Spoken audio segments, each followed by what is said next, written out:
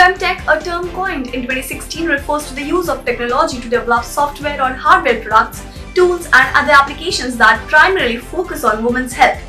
Femtech products include fertility solutions, period tracking apps, pregnancy and nursing care apps, women's sexual wellness apps and reproductive system healthcare apps, menopause care apps and mental health care apps.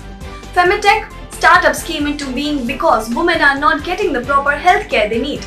Although gender equality has been deemed as a social norm in most of the developed countries, it is unfortunately not the case in the rest of the world.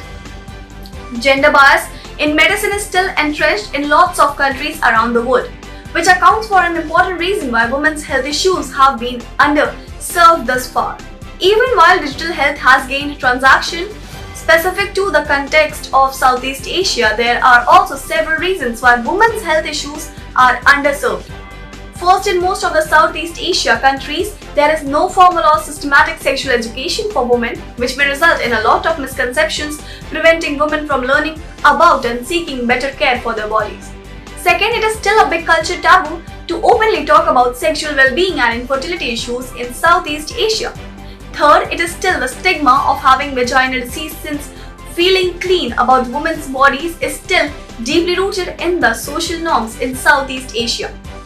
In the past year, while the pandemic has been a boost of health tech, the subtech of femtech has also started to see its booming.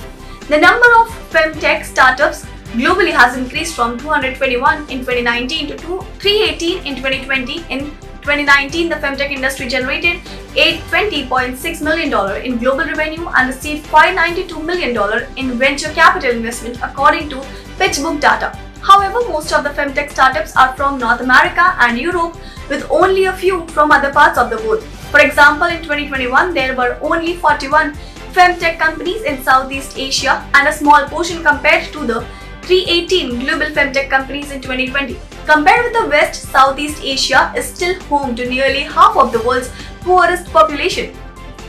According to 2018 World Bank report, among the 783 million extremely poor and of the people living below the poverty line of $1.9 a day, around 33% of the Southeast Asia, in East Asia and Pacific. There are people in the dearth of economic opportunities who have limited or no access to healthcare services.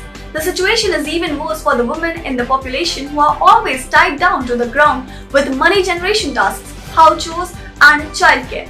Femtech has great potential in improving the life and health of this group of women.